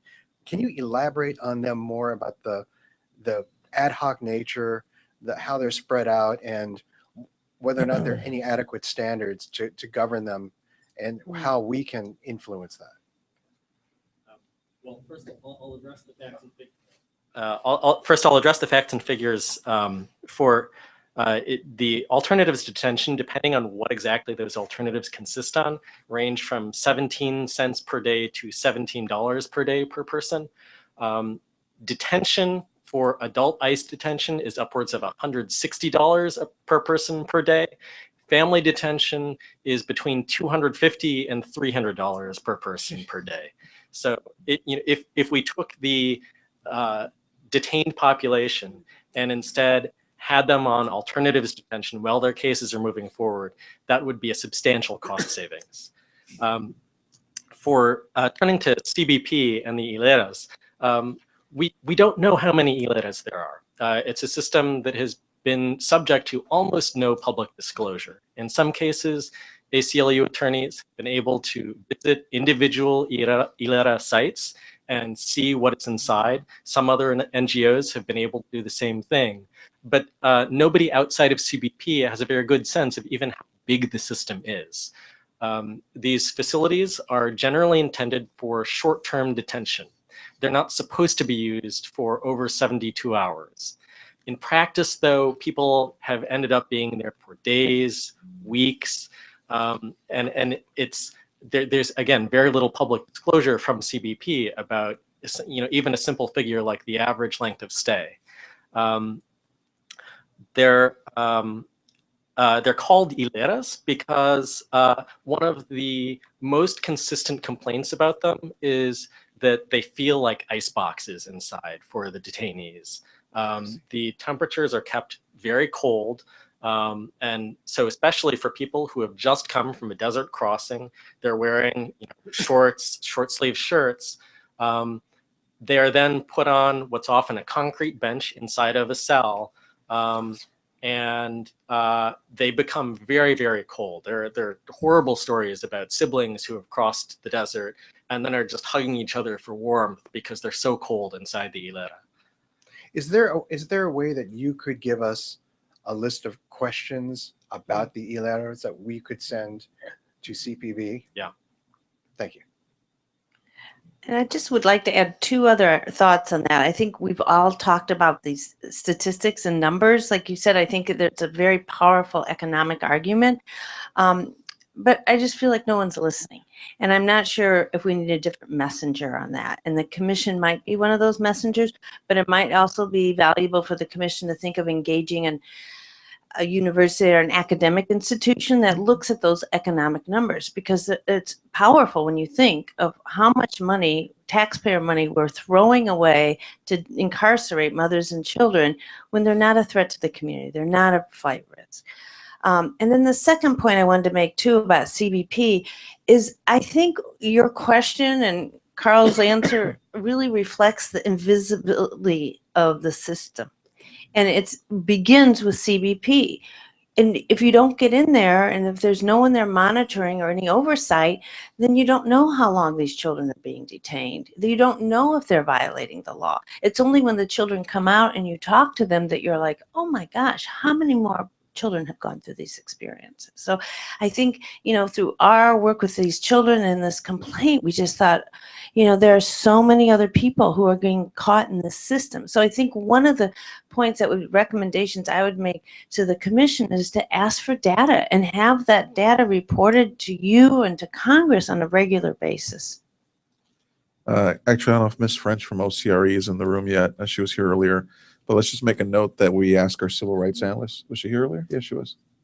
No? Oh, okay, to have our civil rights analyst crunch those numbers for us. Commissioner Cladney, followed by Commissioner Achtenberg. Thank you, Mr. Chairman. I'd like to get, I tried to get to it earlier. Well, the first question is, which facility would you visit if you had one facility to go to besides the family facility? Because we already heard which one that would be. Do you have a choice, a preference? One that would be on my list would be Etowah County Jail in Gadsden, Alabama. This is a county How do you jail. spell that? ETOWAH. It's a county jail that ICE has contracted with for a number of years. At one point, ICE attempted to cancel the contract with Etowah, and congressional intervention occurred from the Alabama delegation. The cancellation was withdrawn. And it's a place where one of the detainees that I spoke to when I visited there said, this is the end of the road. It's where you go to lose hope. Got it. Because there's an extremely large population of long-term detainees there, many of whom haven't even been given bond hearings to determine whether they ought to be detained in the first place. Thank you. Is that? I would also suggest the facility in Eloy, Arizona. It's a CCA facility, and we've received numerous complaints Is from that a that. sheriff, or is that a local? It's operated Jail. by the private prison corporation, Correctional Corporations of America, Mr. Conroy's company. So I think we've heard a number of issues, particularly respect to women and potentially alleged sexual assault. Mr. Limo. By far the most depressing facility I've been in is the Polk County Detention Center in Livingston, which is operated through an intergovernmental service agreement. And I think that's actually an important point as well that I don't think has been raised, is that the vast majority of these facilities are operated under intergovernmental service agreements, including the Dilley Family Detention Center is operated under an expansion of an intergovernmental service agreement that ICE already had with Eloy, Arizona. I thought someone said earlier that 60% of these were the private prison corporations. That Dilley, they are. So the way that the contracts flow is that ICE will contract with a local government agency, which then subcontracts with the private prison corporation. In the case of Dilley, ICE didn't want to even go through that process. They expanded an existing agreement that they had with Eloy, Arizona, their very troubled facility, the facility that's had the most deaths of any immigration detention facility since the creation of the Department of Homeland Security. They expanded that intergovernmental service agreement to create the facility in Dilley, Texas, which is 900 miles away. No one from Eloy ever visited the site, even though they're the legal entity that has the contract with ICE. Okay, so basically the local government's making money and the contractors are making money. Yeah, and $500,000 a year is what Eloy, Arizona is making for just shuffling the paperwork to CCA. Okay. Gee, glad we found that out. And Polk County is a similar agreement. Polk County has the intergovernmental service agreement. Private contractor. Subcontracts it with a company called Community Education Centers, which is not what you might think it is. It is actually a private prison corporation. It's a shortcut for the RFP process, essentially. Exactly. Shortcut for RFP. It also gets the federal government around some environmental and competitive bidding processes. Okay. So I really want to kind of rush through these because I have some more questions and I know. That's why I'm rushing. And can I just throw in one piece of information here? You asked the question about lawsuits. You can imagine when you just heard how convoluted this contracting goes, the difficulty of identifying a defendant and holding a defendant liable. Well, and not only that, there are two very bad Supreme Court decisions on the books limiting the scope of Bivens liability for constitutional violations by private prison employees and private prison companies. Oh, okay. Limited liability, right? Okay, so you mentioned solitary confinement. I tried to get back to that earlier today, but I guess it was an inartfully asked question, and then I ran out of time. Do they have limits on how long people stay in solitary? Do they require mental health checks? Do they require medical checks? Do they require outside exercise? Do they require human contact? All sorts of prisons treat solitary confinement pretty much differently. Is there some standard and protections for those placed in segregation? So this is the 2013 policy directive that I mentioned. Before that directive was adopted, ICE didn't even have a clear idea of how many people were in solitary confinement in their system at any given time. Under the directive, there's supposed to be a very clear reporting chain about how long people are in solitary confinement, and especially the longer that somebody stays in solitary confinement, the more that the field office has to report that to headquarters and justify it. So it's a policy that, if it is being faithfully implemented across the board, should be reducing both the number of people who are in solitary and the length of time that they spend in solitary. What about the care in solitary? I mean, I was asking about that. And the directive also has provisions about monitoring of people, particularly people who are suffering from serious mental illness or other vulnerabilities that would make solitary confinement especially likely to harm them in very serious ways. Right. But we don't know if that's really being carried out because everything is by ICE and they don't disclose anything. Right. Is that right? Okay. Now I'm getting close to the end here, and I'm sure the chairman is very happy about that. Everything we seem to have talked about, there seems to have been tons of criticism of ICE here today. Private prisons, how they're run, and all that stuff. Can't most of this be corrected by executive order? Well, it's by executive order that we've seen an increase of family detention from 100 beds in May of 2014 to what, 2,400 Right. now? But Yeah. I'm saying, one, can it be corrected by executive order? Two, even if we have contracts for 34,000 beds, we don't have to fill them. Right. The ICE could be told, to use alternative forms, even if Congress demands that we pay the money to these prison companies. Is that correct? And we Well, could so implement. yeah, there's Okay. yeah, there's so at the top level, DHS has adopted what I would consider an appropriate interpretation of the 34,000 bed quota requirement, which is that they need to maintain those beds, but they don't necessarily need to keep them all filled. Right. And the problem is, it's sort of like if you had a police department where the build it, budget they will was come. said, you have all of this money that must be used to maintain a fleet of tanks. And then the money that's left over can be used for cars and motorcycles and that sort of thing. All of the money and all of the attention is being sucked toward detention rather than ICE being able to invest in the way it ought to be able to invest in alternatives. Well, okay, I understand it. So you're saying there's no money for alternative. It becomes an appropriations issue Okay. in Congress. And what about these other types of conduct we're talking about that occurs within the facilities? That's not dictated by Congress, right? No, I That think could you're be- absolutely right. That's That could be all done by administratively. fiat, right? Yeah. I mean, the way it's a management issue. Mhm. It's Yeah, not so- it's not a political issue. Right. Unless you make it a political issue. Right. I guess. Thank you. Thank you. Commissioner Axenberg? Ms. McCarthy, you said definitively and unequivocally, detention does not deter migration. Can you tell me how you know that?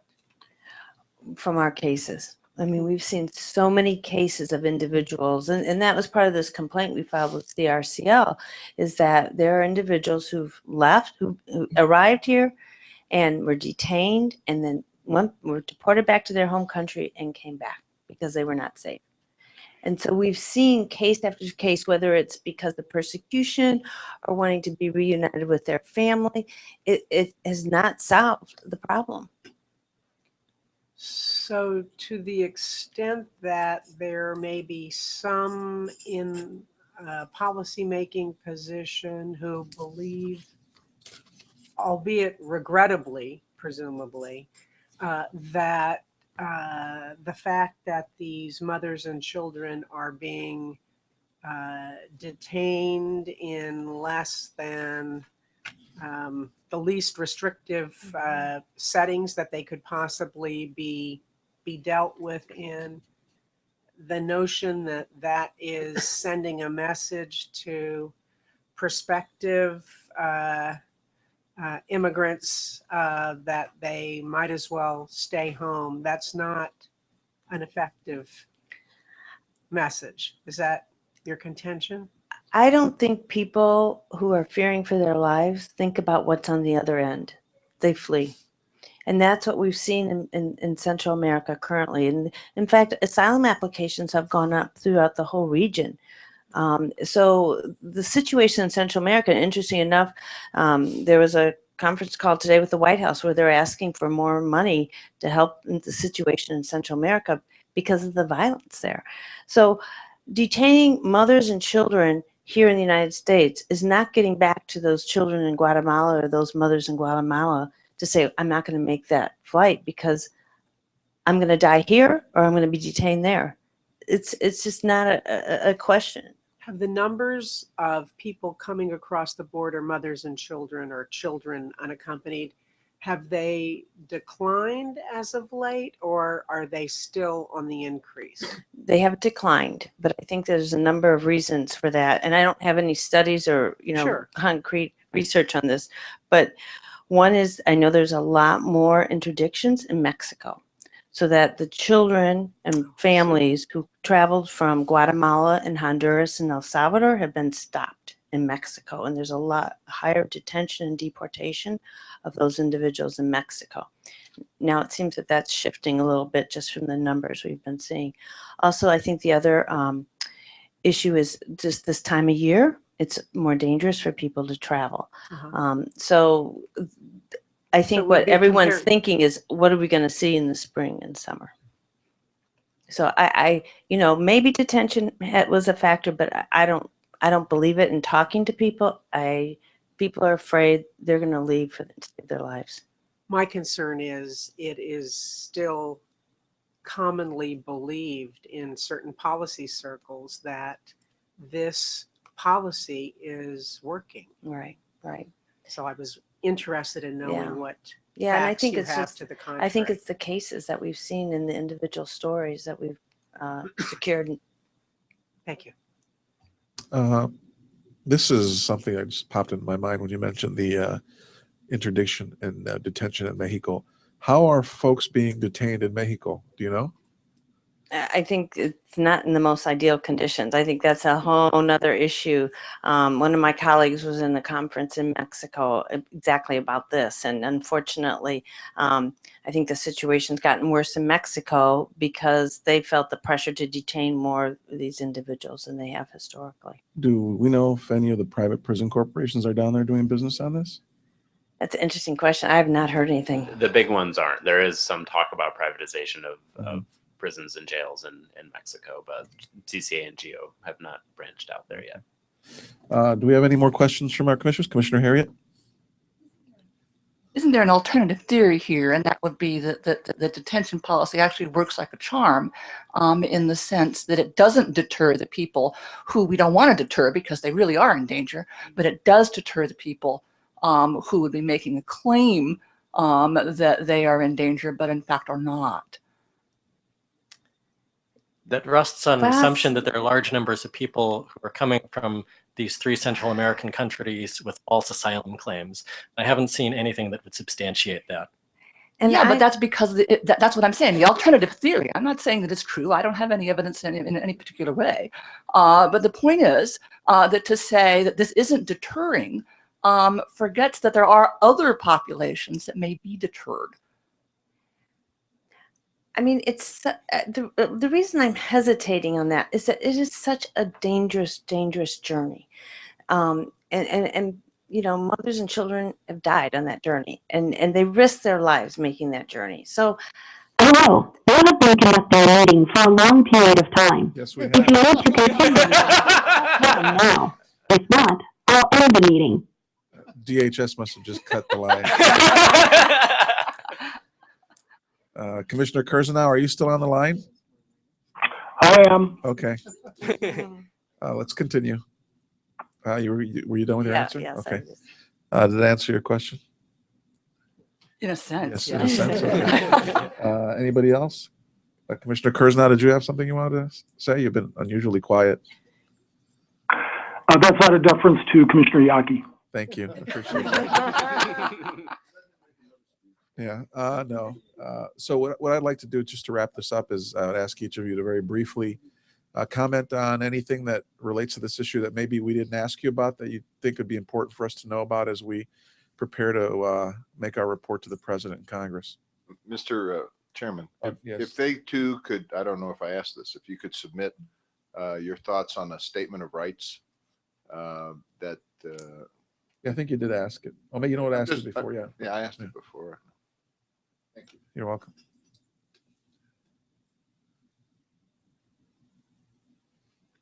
So do you want to start, Mr. Takei? Well, let's see. So there were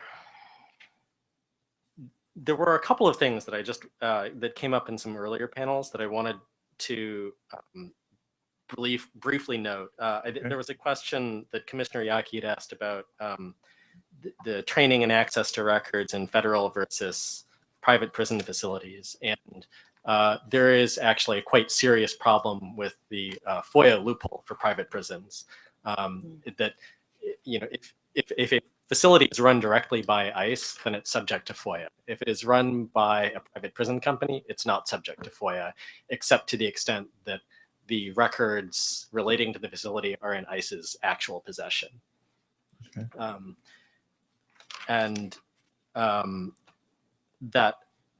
That combined with the Molesto and Pollard are the 2 Supreme Court cases, Commissioner Cladney, if you're interested in following up on that, make it essentially impossible to subject a private prison company or a private prison employee to Bivens constitutional liability. Malesko, Malesko. Mr. Leibel, do you have anything? Well, I think a theme that I heard running through the panel was that this panel and the other panels was that one of the major problems with the civil detention system is simply its scope. And so I think that I think that we all sort of said that and then said, and we should really reduce the scope of the detention system. And so I think that maybe one of the things that we should do is go back and actually draw up one of those lists of the ways that the detention system should be reduced and reduced quickly and reduced now. And so I think that that's something that has me thinking. I also noted, right, that Sister Norma mentioned that Catholic Charities and other faith organizations are there to step up, right? And that they want to be involved. They want to step up to provide the kind of relief that they were providing at the border this summer. I was down at Sacred Heart in McAllen, where it's a truly inspirational and amazing operation that they have going there. And so I think that there's a lot of resources that the faith community and other organizations would love to providing true community-based alternatives to detention that could really reduce the number of people in detention and eliminate family detention altogether. And I would just echo that. I would strongly urge the commission to think about encouraging the government to revisit this detention paradigm. It really should be used as a last resort. And when we have workable alternatives to detention, it can be used as a last resort. And when it can't be used as a last resort, and there are risks, flight risks, or individuals who are dangerous to the community, then let's make sure those individuals are placed in appropriate facilities. And to that end, I would really encourage the government to ensure that the detention standards are applied to all facilities, all jails that are being used to hold non-citizens. Well, thank you. That concludes our panel and our program. I just want to thank all the panelists that appeared today for your really informative presentations. It'll be very helpful to us in our report. I also want to thank and echo statements made earlier, thanking our commission staff for all the efforts they put into organizing today's briefing. It was not easy, and it was done quickly, and it was done very well. So we thank you for that. And then just to remind the public that are listening, watching, or in the room here that this hearing will be open. The file will be open for the next 30 days. If there are additional materials that folks would like to send in or public comments they'd like to provide, they can do so one of two ways. They can either mail them into the commission, care of our Office of Civil Rights Evaluation, 1331 Pennsylvania Avenue Northwest, Suite 1150, here in Washington, D.C., 20425, or via email at publiccomments@usccr.gov. It is now 3:21. I'm sorry. May I change that? Please submit your public comments to detention@usccr.gov. Okay. Detention@usccr.gov. It is now 3:22, and the Commission on Civil Rights is hereby adjourned. Thank you.